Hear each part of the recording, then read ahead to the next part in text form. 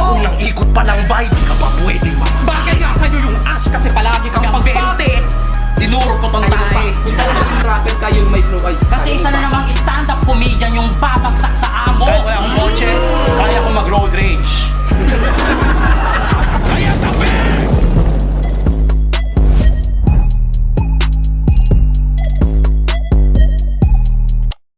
Yo, palakpakan nyo! Tala ko agad palakpakan! Yo, kagaguhan ng bandos! Nandito tayo ngayon sa Medyo Bar QC. Unang laban na ngayong gabi. Magingay tayong lahat. Big shoutout sa Sigaw ng Kwago, sa Banghayan, Pasalaysay. Tsaka sa Medyo Bar sa Medyo Bar, maraming salamat sa pagpapairam ng venue. Unang laban na ngayong gabi.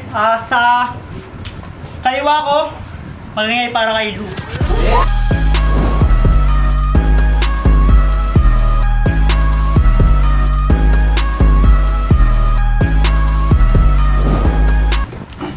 Sa kanan ko,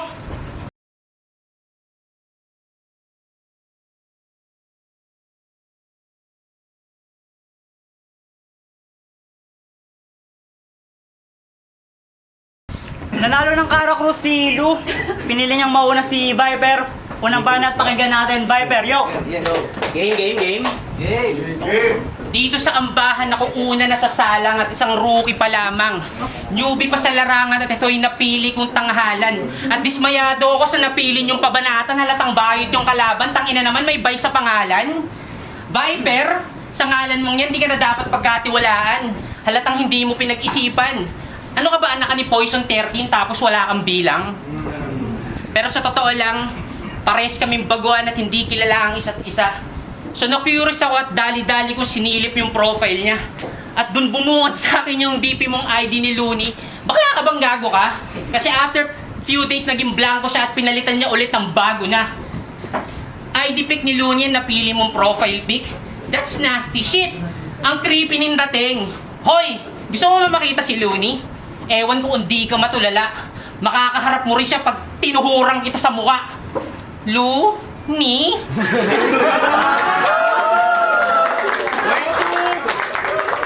Word pilay.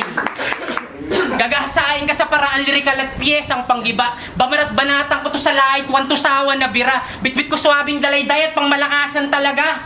Wawasakin ko yung dangal mo hanggang sa walaan ng matira. Tapos tatapat ka sa akin na walang kumpiyansa na dala. E bitbit mo lang mga peking tapang at armas na pang tanga. Kung nagtatago ka sa pagiging pangit, ito yung pinapakita kong maganda. Dahil isa kang batang insecure na nabubuhay sa imahe ng iba. Time.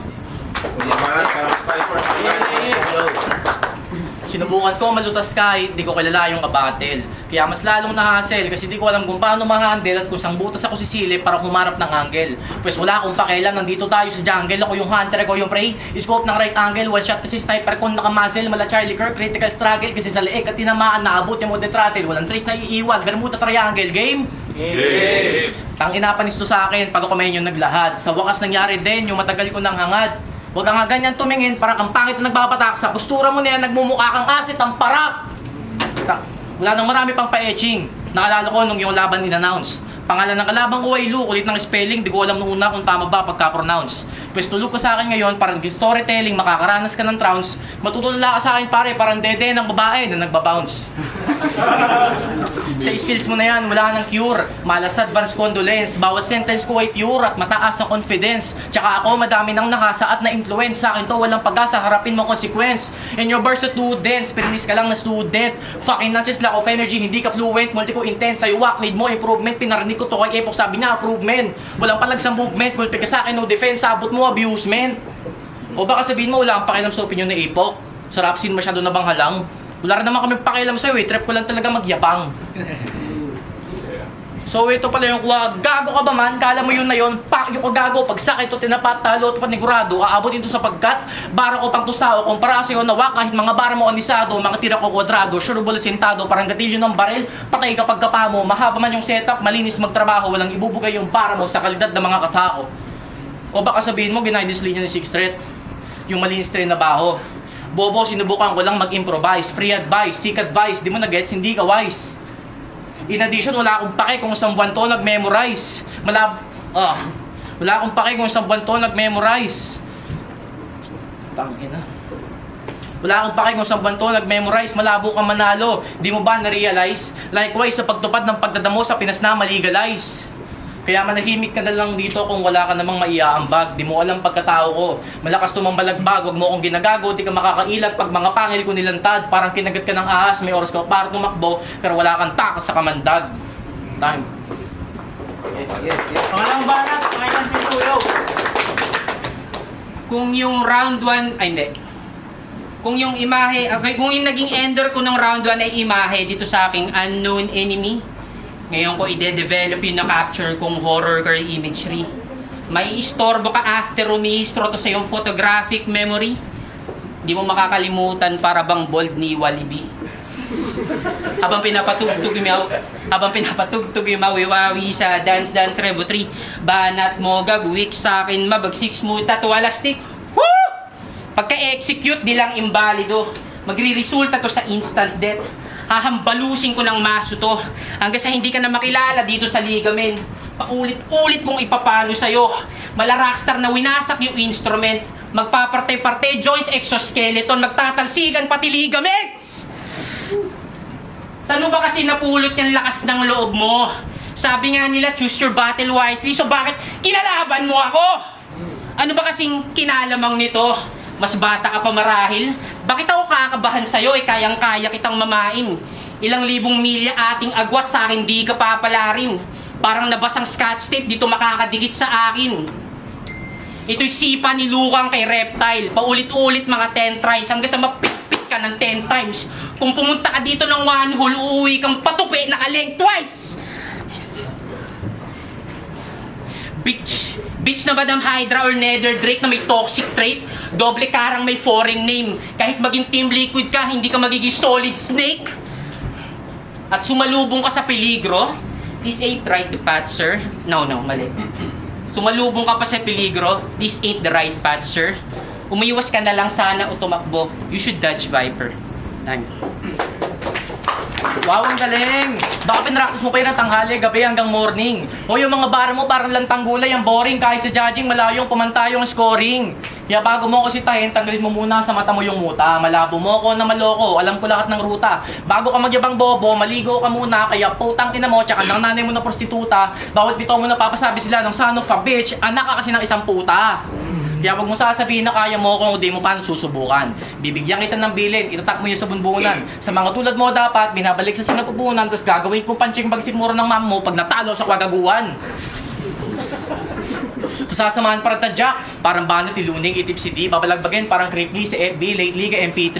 Tapos pag titirpang ubat to, matik na parang nagpe-play lang, bago siya katayin, natuluyang paslangin, pagsasapakin ko muna siya at paggugulpihin, parang arik dun kay Kairam. Speaking of Kairam, bawat tira ko pasok. Malay step ng Golden State. Kapag sinargo ko to, automatic golden break, maiihito sa kaba. Wala ditong bathroom break, mabilis ko lang tumalalampasan na parang nag-overtake. Sisipain ko to pa ibaba. Rectang bottom lake, di ka na makakaahon pa. Submarine ng Ocean Gate.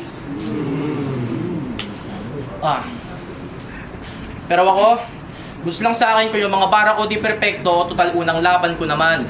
Kaya malalaknos ka sa akin, siguradong malilintikan. Wala naman tong silbi dyan, kaya sure gitil na yan. Para tong simbahan tapos siya yung mabibinyagan. Time.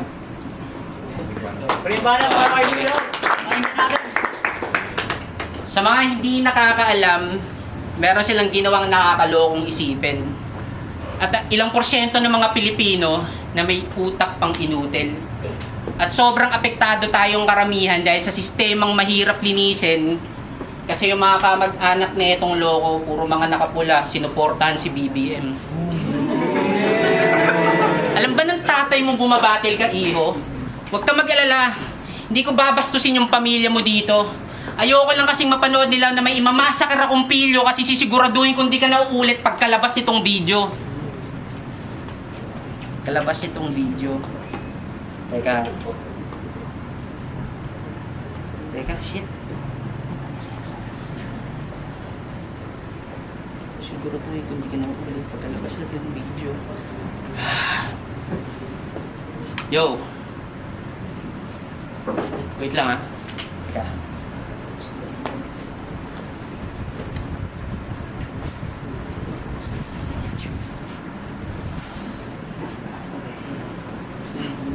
Siguro hindi ko na. Kasi, ang ina. Ah, shit. Hindi ko mahugot, sandali. Ang ina.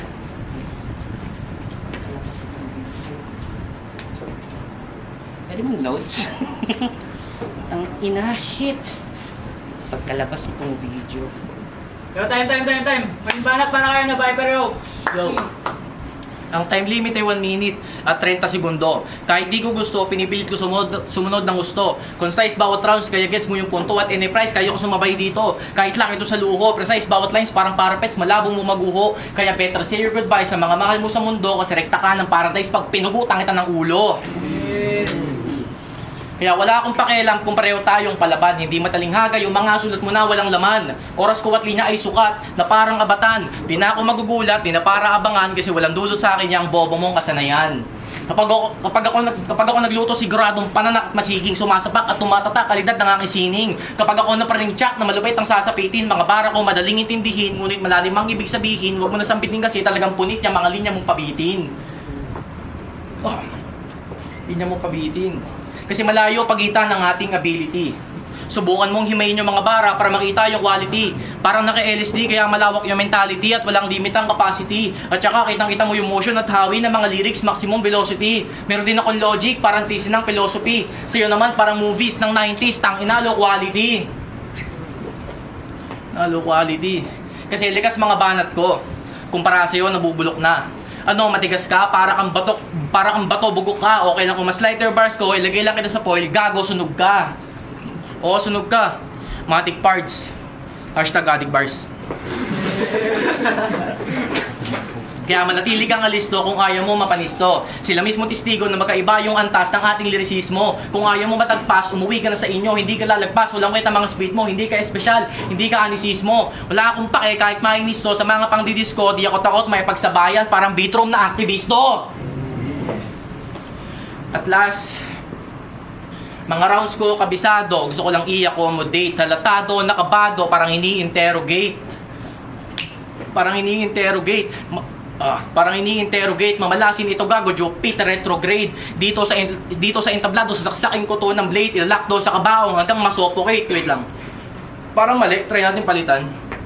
Baka nakakalimot ka, di pa tayo umalis ng jungle pare ko, kaya ngayon to iiwanan ko to mag-isa. Habang nakatalisa to yung damo, kaya ngayon to balisa. Kasi ipapalamang kita sa baboy ramo, tandaan nyo pa nung umpisa. Walang iiwan na trace, di ba sabi ko? Grabe no, pagtapos ka nilang lapain, tutunawin kita sa asido! Time. Time.